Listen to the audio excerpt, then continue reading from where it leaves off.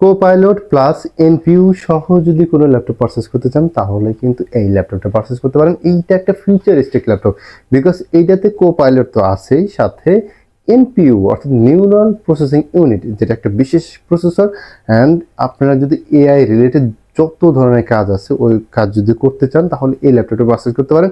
এটা HP Jetbook পাওয়ার 16G11A, অর্থাৎ এটা G11 দ্বারা বুঝতে পারতেছেন 14 জেনারেশন অর্থাৎ 14 জেনারেশনের একটা ল্যাপটপ, যেটাতে AMD Ryzen 7 8845H সিরিজের প্রসেসর আছে, সাথে 16GB DDR5 এর 5600 মেগা ট্রান্সফার পার সেকেন্ডের র্যাম আছে, 1TB SSD আছে, এবং আইজিপিইউ হিসেবে থাকতেছে AMD Radeon-এর 780M জিপিইউ, এবং সাথে এনপিইউ থাকতেছে। এই ল্যাপটপটা 16 ইঞ্চির সাথে 2K ডিসপ্লে দিয়ে আমাদের কাছে আছে।